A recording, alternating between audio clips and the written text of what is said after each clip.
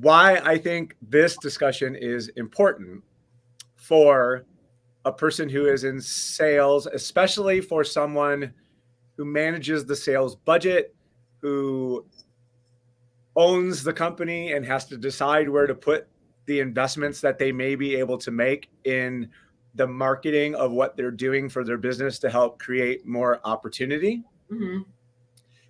This topic is super relevant because none of us hardly know anything about this. And yet, many of us will have kids who play Fortnite or Yep.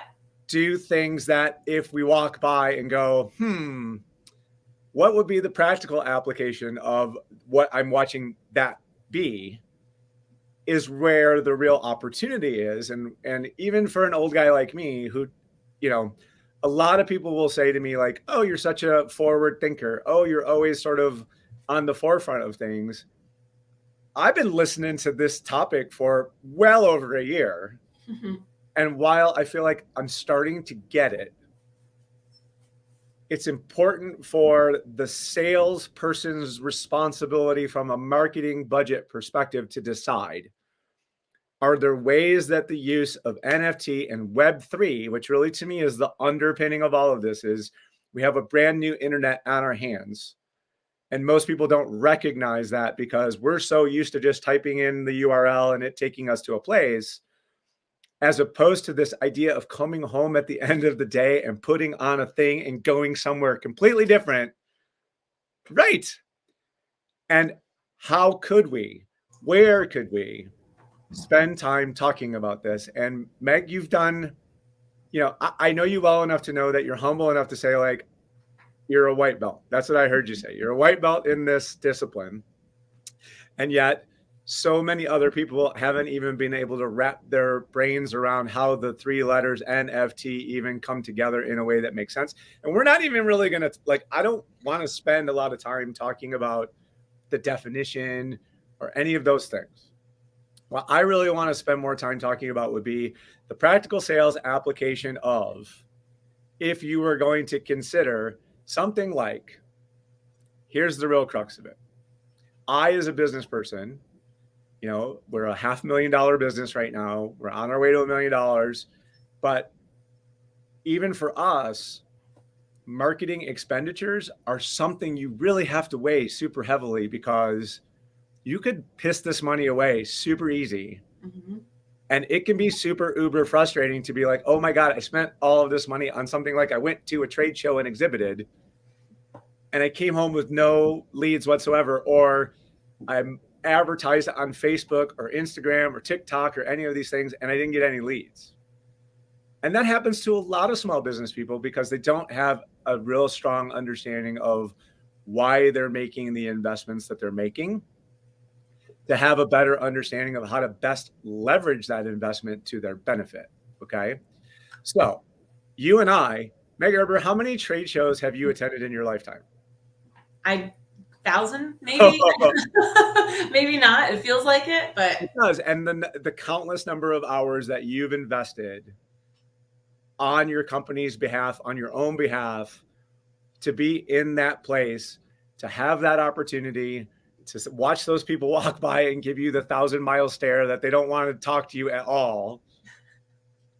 And to think that we could, as business people, potentially with this technology, change that entire paradigm so that, yes, we could still attend. Yes, we could still participate, but have it be something completely different than it may have been in the past, because ding dong, it's 2 days before the event, my doorbell rings and there's a box there. And in that box is that thing that you just held up. And it's from the people who are putting on the event. And it says, Tuesday at 9 a.m., I want you to slip this thing on, and a whole brand new world is about to open itself up to you. And it has financial ramifications, it has time ramifications, and it has a tremendous amount of opportunity attached to it. Yes? 100%. Okay. So that's where I want to, let's just stay right here. Like, Most of the time, a trade show investment for the small business person is the single largest marketing expenditure that they will invest in a year. And to think that there's a way for us to re-swizzle this in a way that, like, yeah, it still might be a little bit expensive, but in a completely different kind of way, is where Meg Erber, the traveling trade show queen that she is, probably better so than most anyone else in I could bring to this discussion, can say, oh my God, look at all of the ways that we could leverage and harness this thing. Okay. So I'm going to open the floor up to you because I'm not going to be able to ask you a lot of great questions. I just know that there's application here. And I think that you've had a chance to really think this through in a way that the average Joe or Sue has not. Right. So I apologize. First off, the kitten has like the zoomies. I'm trying to like get her to calm down. So first, I will say that this space is a very community-driven space. There, in any community, there's going to be good guys and bad guys. So I just have to say ahead of time, like, yes, I am still a white belt in this space, but you have to do your research. Don't just blindly give away money. Don't just blindly buy something or buy into something just because it looks good. Yeah. So let's go. Where can we start off with this? So let's start off with the Oculus first. And I really, actually, the point that you were trying to drive about getting one of these in the mail right before an event and unboxing that and seeing all the possibilities is kind of was my strategy going into an event that I'm on a board for, on a committee for. So it's a more of a regional show. I'm just going to use this as an example because I don't know if it's going to come to fruition or not. We're still like trying to plan it and get it all, but it's kind of great to talk about it and my thought process going into it as well, because we're sharing the same vision here. So Promotions East, right? Everybody's been to that years and years and years. And we all know over the course of the last 10 years, it's been a slowly declining trade show. We all know, right? It's not like it's an elephant in the room. You know, SAGNY had partnered with PPAI, then they had partnered with the Imprinted Sportswear Show, and then ultimately they just decided to go back and do their own thing, and then COVID hit, right? So I've been on this committee for the last 2 years planning this new reinvented trade show. And then we're working with a trade show company and we have an entire board and we're doing all these different things. But then the safe aspect of the show is, hey, let's go back and do that golf outing again. Let's go back and do the same old things that we were doing. And that's great. It brings those people back, the same old people back. But that's not what we're trying to sell here. We're trying to sell being different, right? We want to sell this innovation and how we can sell this new technology to our customers. So pin that for a moment. About in November, I had hosted a panel for Web3 of experts from all over the world, not just the country. I had the Boston Block chair, the chair from the Boston blockchain. Sorry, I had the founder of Metaverse, the Glimpse Group. I mean, you name it. I was like out of my element, but I always say, surround yourself with people that are smarter than you, right? Because if you're in the room and you're the smartest person in the room, you're in the wrong room. Okay, get rid of that ego and be the not the smartest person in the room and learn some stuff. Yeah. So I did this panel and a lot of things came from it, right? And one of the people on this panel was this woman named Sophia Machado, and she is the co-founder of Ready Player Golf.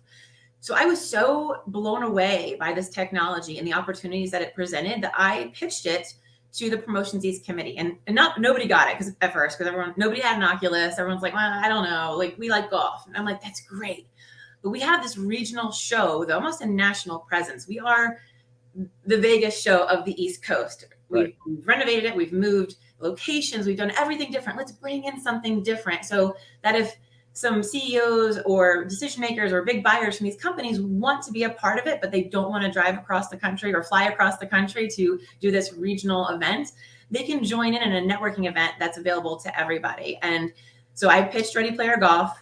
There's a lot of roadblocks in the way, like the internet on having it on the show floor. So now we're trying to just work our way around it. But if you think about a golf outing, if you play golf and you do a charity golf outing, you pay because you're going to pay a lot of money because you want this money to go to a charity of your, whatever that you feel strongly about, and you're going out to golf. So that's not out of the norm. It's an easy segue into this space because you can correlate the two. And I don't golf, but I had a lot of fun playing it.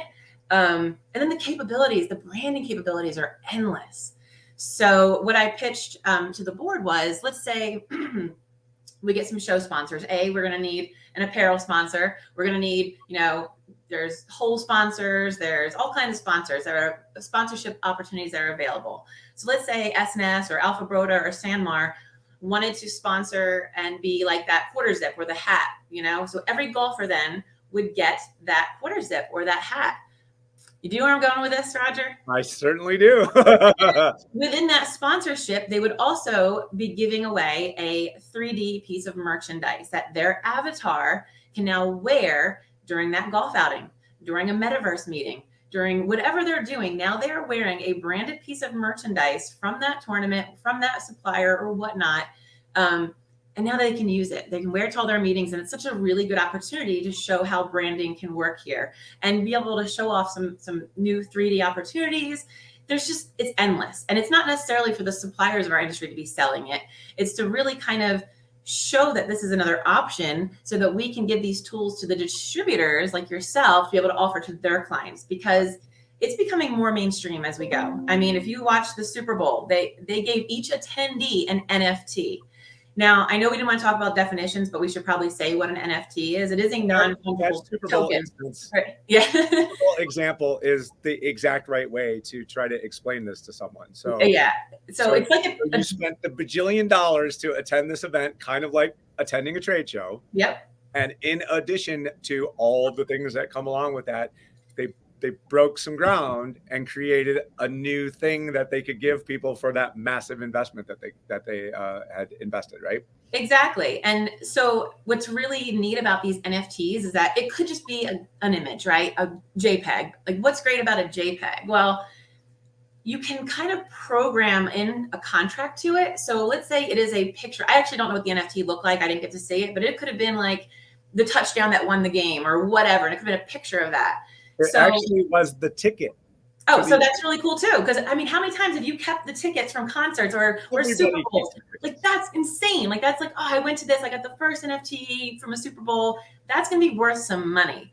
Right. So what the NFL would do is they will then program in a smart contract. So anytime that NFT is resold, they could have a percentage, 10%, 20%, whatever, go back to the owner of that NFT. So it is a way for artists, sports figures, people to make money outside of their traditional contracts within, Live Nation or the NFL or whatever. So you have some really cool options as far as with the NFTs, but that was one. And it's going more mainstream. I mean, if you watch the UFC, you'll see FTX or crypto.com. You see all these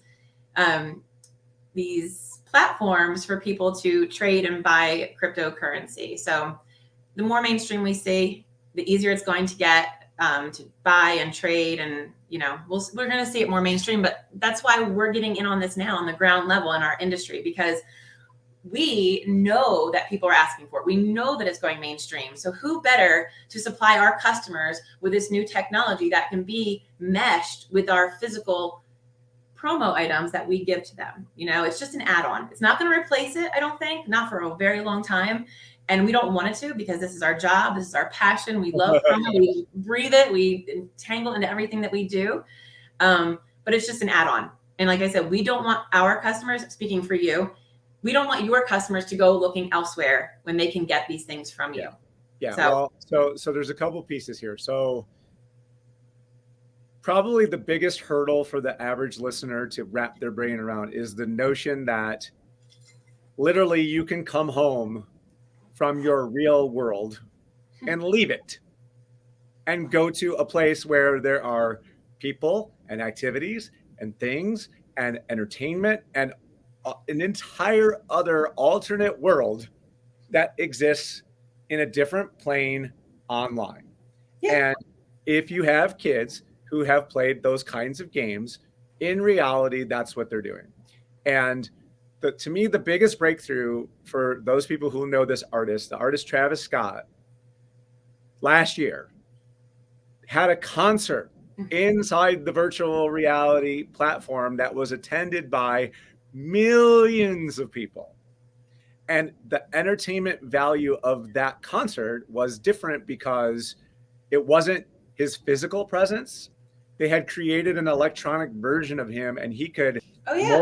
morph his shape and do things that would be physically impossible in real life on the platform to the benefit and entertainment of the people who were attending Yeah. thing. And unlike a traditional concert where the number of seats are limited, in the alternate universe, the seats are unlimited. So he was able to create this massive revenue generating opportunity for himself as an artist within that platform because he had the understanding of how he could create a unique experience for the people who would be interested in interacting with his content in a way that would be so unique and so different. Okay. So Yeah. let's think about that within the context of a business. So you, anyone who's listening to this that's responsible for the sales line of their organization has competition. And most likely one or more of those competitors are going to be less expensive than you. So how do you justify someone making the choice to do business with you over all of the litany of other choices that are available in the space, many of which you don't even need any human interaction. You can buy whatever anybody sells on the internet. So you need to have something that you can point to say, this is the justification of why you should consider me in this crowded and noisy and difficult marketplace of whatever it is that you're selling. And secondarily, depending on the age demographics of the people that are buying what you sell, the likelihood of you being able to create this differentiation opportunity in this alternate plane is enormous because most of us have no idea what the hell's going on. So that even if you don't do it well, by starting it, you're giving yourself this chance to be able to create that differentiation opportunity, especially if the demographic of consumers who buy what you sell are already migrating to this platform, which they're doing in droves. Mm-hmm. Right? Okay, so I need to spend money to draw attention to my business. Yep. I need a way to be able to make a memory in a unique kind of way for the people who I would want to consider as my potential client. What better way to do this? And especially because there's no travel expense. There's like the prep time is such a different animal than I got to drive 4 hours and set up my booth. And, oh my God, my backdrop didn't show up. It didn't ship, Yeah. all of the things that go along with the misery of what we have to do to be the traveling trade show industry, which we totally are. So that's why I see it as being such an interesting way to allow for us. Okay, so timeout on that. We'll call it 20-second timeout. All right. So for us, for our customers, if we're doing things right, they should see us as a branding partner, someone who's going to take whatever aspects of that company brand that the organization has communicated to us as being like, here's who we are, and this is what our brand is all about. If we're doing our job well, our job is to bring new, interesting opportunities to have things that are on brand for our customers and prospects. And there's no cost of goods. There's no shipping. There's like so much of this eliminates a lot of the friction that ordinarily gets created because the supply chain, which by the way, I don't know if anybody notices, there's a little bit of a problem in the supply chain. I know. Right. So touch on where I'm going with that. Yes. And I think this is really good too, because with all the supply chain issues, people have to think outside the box, right? So it's going back to these Oculuses, like sending out a kit, okay? And then you send out a kit and it has that branded quarter zip, it has this and it has a pen, whatever. Well, we have vendors in this industry like Snugs that are doing some really cool things in the metaverse. So you send out these. All right, let's rewind this. I see. Okay, all right, let's rewind this. I'm trying to like answer all the questions at once. I know. I can't. I'm like, there's so much here. So I'm going to do a perfect example. There is a need. Okay. So Michael Scott Cohen of Harper Scott, they saw this need. And then over a weekend, I think he just built out a metaverse. It actually inspired me to do that as well. So I am working on a metaverse so I can say, hey, let's have a sales meeting in the metaverse because I'm just doing something different. You can buy t-shirts from anybody. you can, in our industry, you know, they're buying them from me because I'm standing out. I'm taking those initial steps to be different, to kind of pave that way to say, hey, we don't just have to do it the same old way. And for the past couple of years, I've been making a very big push on sustainability. Yeah. And this is eliminating all those costs of back and forth shipping samples, you know, your stuff that ends up in the landfill. This is really eliminating all of that. Now, what I'm saying is this isn't going to eliminate it all completely or right away. It's just an add-on at this point. It's a really good add-on, but I think having that metaverse and having that option to be able to like meet your clients there, where I haven't seen you since Vegas. Oh no, I'm sorry, I take it back. I saw you in Band Together, but before that, I haven't seen you since Vegas a couple of years ago, and that's most of the people in this industry. Yep. So it really allows just so much creativity. So now you want to hold a meeting in a metaverse for your clients. So you would make that initial investment.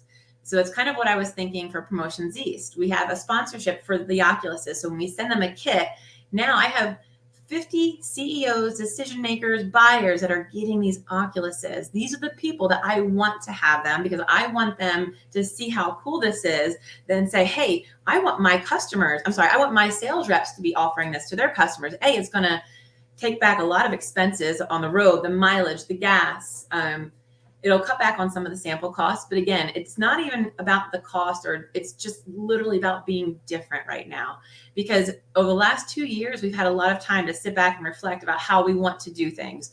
A lot of it was survival mode in the beginning, but now that we've been doing this for the last 2 years, now it's time to find ways to do it better. Yep.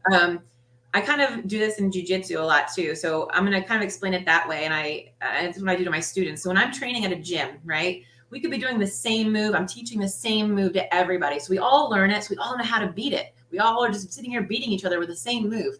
So if I go to a different gym and I cross train, they might teach that just a little bit different. Put your foot here, put your hip here, or whatever it is. I take that back. Now I'm beating everybody until they catch on. And now we're all growing together. We're all getting better. And I think it's going to be like that for our industry as well.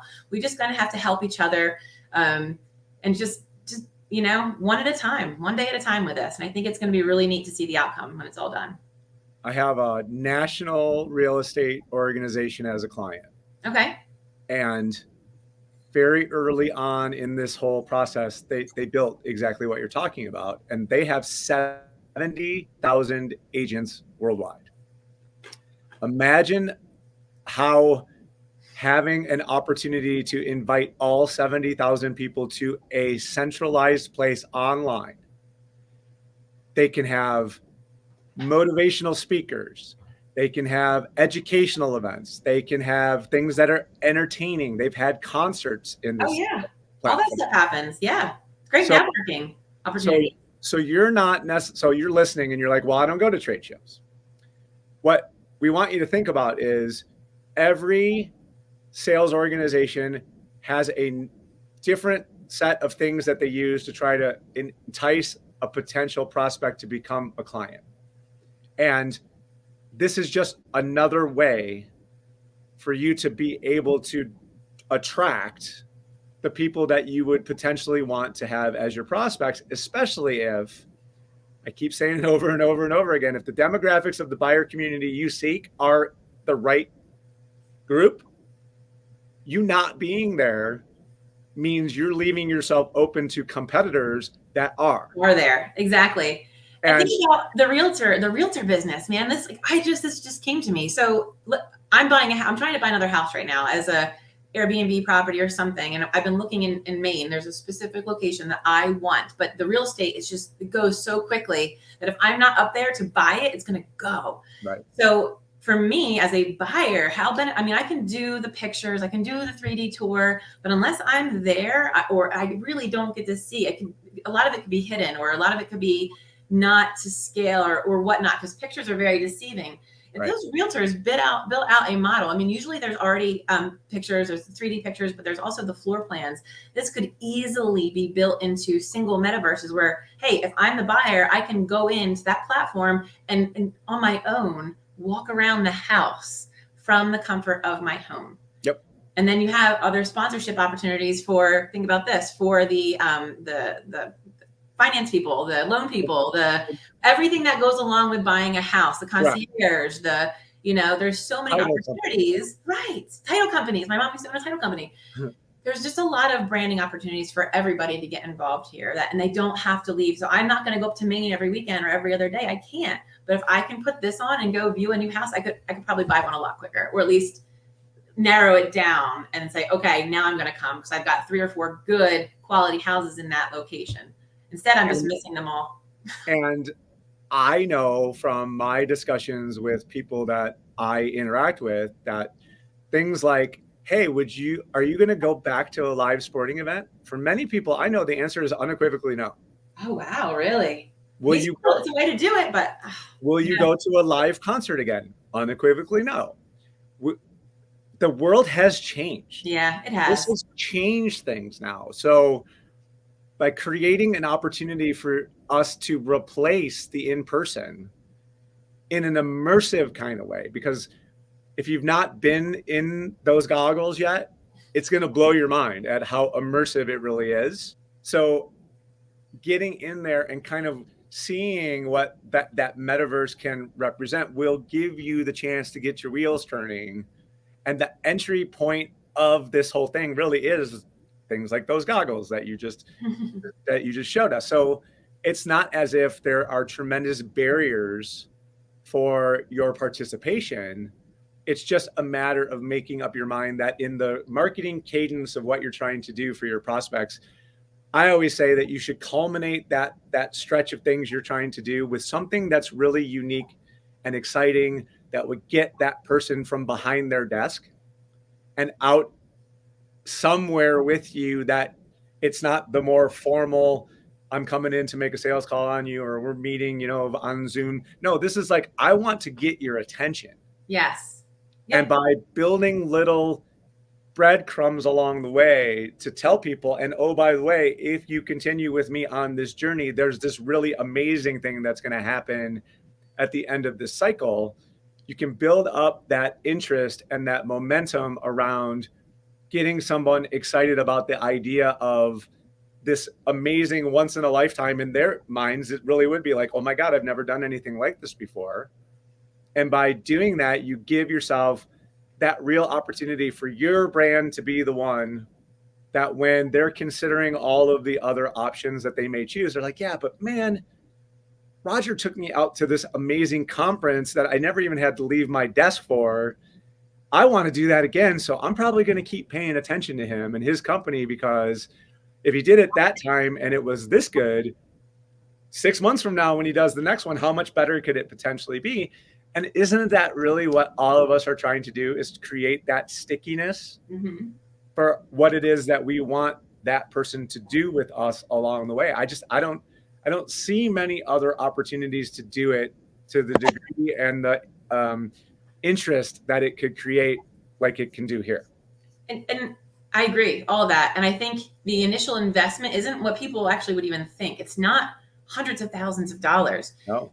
These are $300. You could go pick this up for $300. Like, that's minuscule compared to what they used to be. In addition, if you are trying to build out a metaverse to meet your customers in, it's only, if depending on how extensive, I mean, if you're going to put out a concert and you're Travis Scott, it's going to be pretty hefty because of the data. But if you're someone like you or I, it's only a couple $1,000s to have a small metaverse meeting built, or a stage, or a room conference, with the add-ons, with the 3D images, or apparel, or promo.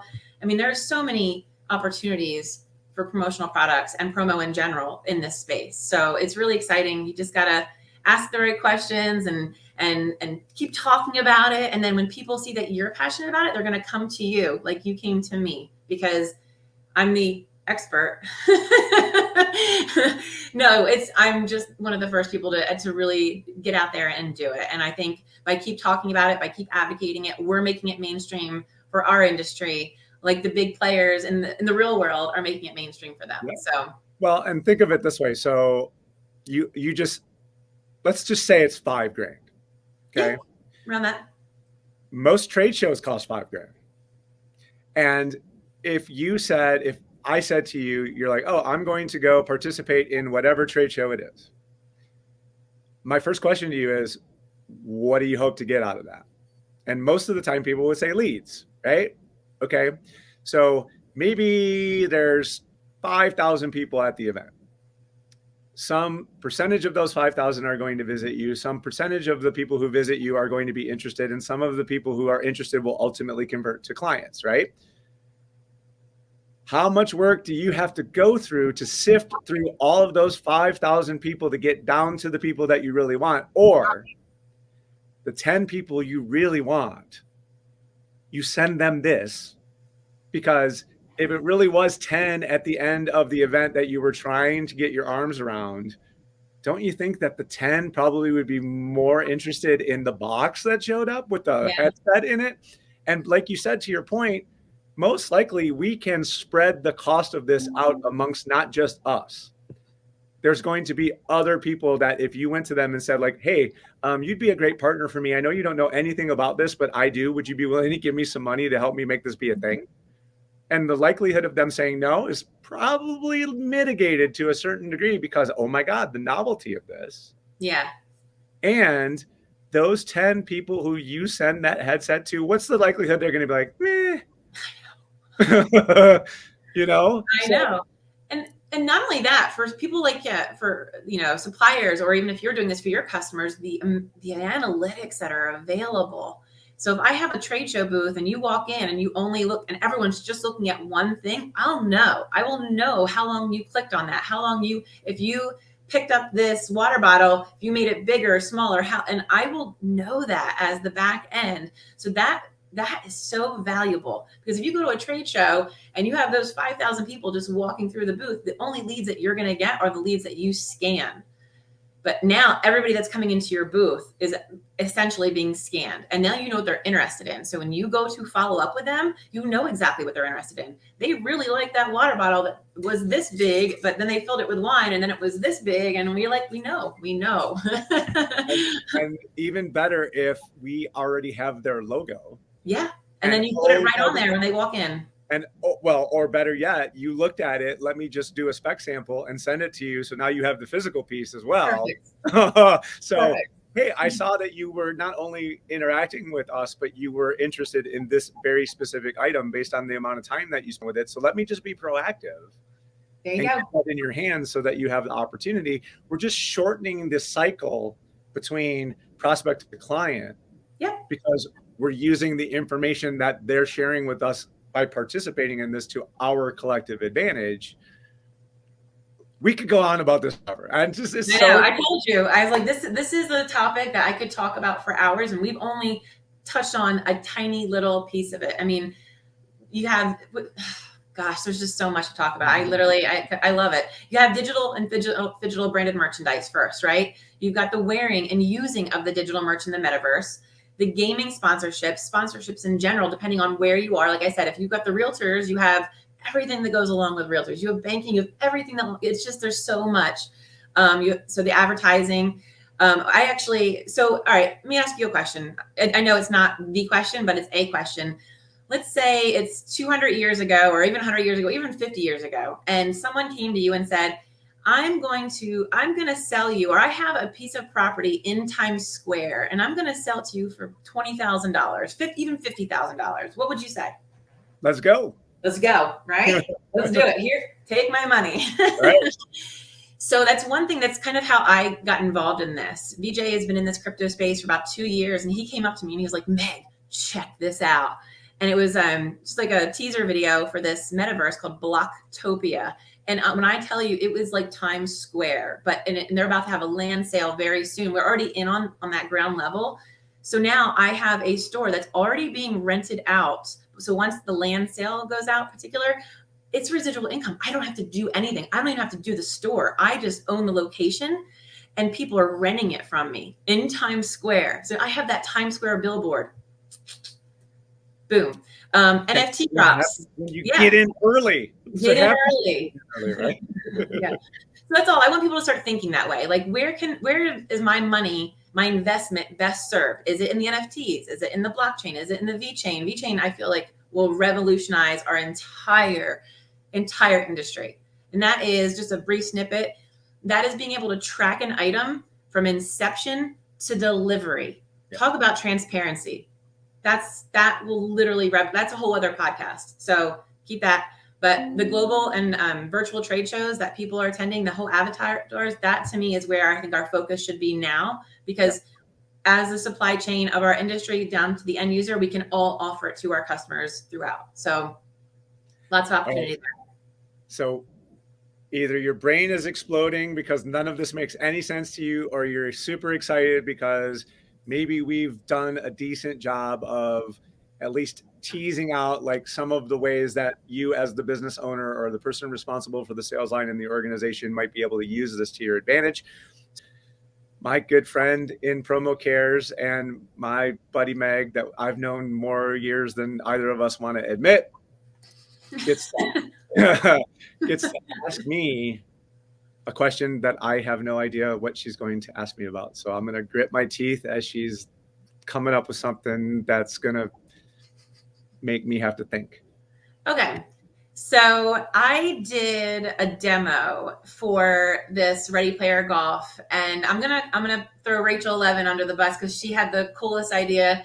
So I did this demo, and they put me in this like thing, and it was so cool. But I had my avatar built out to my specs, right? I think most people will want to, but Rachel was like, "I have a question. I have a question. I want to be a pterodactyl." I was like, "Oh, okay." And that's possible. So if you in the metaverse, what if you could be anything but yourself, what would you be? Oh, wow. I mean, because the options are endless, right? So And what would you be? some of the done well being unique only makes you that much more interesting in that space. Mm-hmm. Right. So I think I would go like something Native American Okay. that speaks to my heritage. Love And so whether that was an implement, if it was a wigwam, if it was, something that people would be like, why did you make that choice? Yeah, I would be able to offer an explanation to say, like, this wasn't just a random selection. It's meant to be a representation of it's why our business phone number is 313 as the area code, because I'm from Detroit. And even though I've not lived in Detroit for a very long time, I'm still a Detroit kid at heart. So that's a very small way for me to be able to sort of shout out to what it is that made me who I am. So I think that would be super fun to do something along those lines. And to maybe I would be, and this is some people will not remember this. There used to be way back when I was a kid, there used to be these public service announcement commercials on television. And there was this very old Indian that he cried a single tear because of the way that we were destroying the environment. Right. And so I can see that for you. I can see shockingly, that. right? Yeah. That's it. That's your avatar. That'd be my guy. So yeah, that was a good one. That was probably the most interesting question I've been asked so far. Oh, I like winning awards. So Meg, you and I are going to go do this promo cares thing real quick. So why don't we leave the people with what it is that you and I and the rest of the promo cares board are up to when it comes to supporting Ukraine and what is just the most god awful situation known to man. Well, yeah, I'm glad that you gave us this platform to talk about that. So yes, I think all of us were sitting back, like wondering what can we do because we're so far away. What can we do? What can we do? What can we do? And it's so heartbreaking. As a veteran, I see it one way. Everyone sees it a different way and how they want to get involved, but like we just couldn't figure out what we wanted to do. Yep. I know Danny had some meetings with Jonathan Isaacson, and we all sat down as a board. We had an emergency board meeting, and we decided, hey, listen, let's do what we do best, right? We're going to raise some money. Let's fully vet a charity, and let's use promo to leverage and get the excitement around people wanting to donate. So what we did is we designed a limited edition T-shirt. We went out and requested donations from, when I say donations, I'll get into that, but we requested donations from supplier partners, and we are choosing to highlight compassion over competition. So when I say donations, that I reached out to SNS Activewear to donate T-shirts. Then we reached out to Vantage Apparel and asked them to print the t-shirts. Then we reached out to Alpha Broder and asked them to distribute the t-shirts. So we have 3 big competitors who would normally not want to collaborate on a project together, but what we're doing ever, but we know that we can put that aside and show that we are standing as one in solidarity for Ukraine. And that's the message. And when we start sending that message out, we had other companies come out and say, hey, I want to be part of this. So then I was like, hey, we are all about the competition here. So I want to know who your biggest competitor is. And I'm also going to go reach out to them and see if they want to get involved. And that right now, since this weekend, I've had like 4 or 5 different companies that want to get on and offer company challenges, which is so exciting. So we're going to see this. We have a $50,000 goal in mind. And the reason why I'm saying $50,000 is because Gemline has already graciously and generously donated or offered to match $25,000. Yep. And when I said, Jonathan, this is absolutely amazing. Like, what can we do for you? And I'm putting his logo everywhere. And he's like, I don't want my logo out there just for the pat on the back. I want people to see it. So then they think they're getting involved. I need to get involved. Right. They're doing $25,000. What can I dig deep and reach into my pocketbook or pocket and also donate? Correct. So we are really highlighting compassion over competition here. So that's the whole goal. So what we're hoping is if this moves you at all, part of, even for us, the scary part of wanting to do something is being uncertain as to whether or not what I'm going to give is going to go where it needs to go.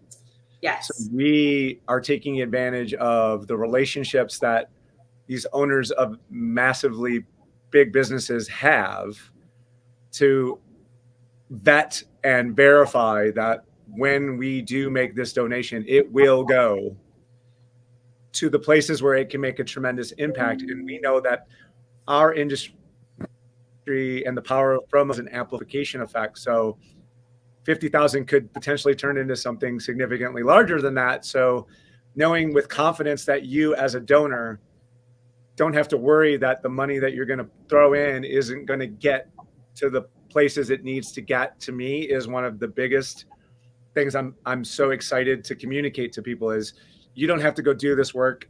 People who are much smarter than us have done that work, and we're just serving as the bridge between the people who have the money and the people who know where it should go.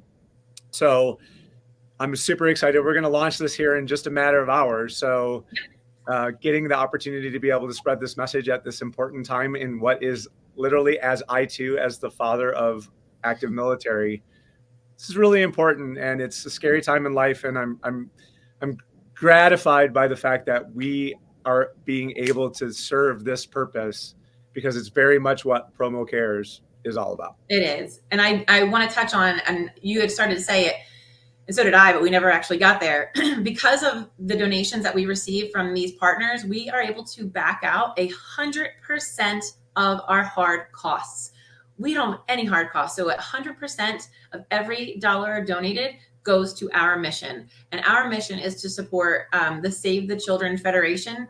They are a fully vetted 5013C charity, and they have been working with displaced children for these humanitarian crises since World War I. Yeah. So they are the best charity for us to work with at this time. And we are like really excited to work with them. They've been great. There you have it. I'm not going to cry. My heart is full. I'm going to just leave it there. And I couldn't thank you enough for coming on and talking about all of these things. And I look forward to seeing you in just a little bit. Sounds good, Roger. Thank you.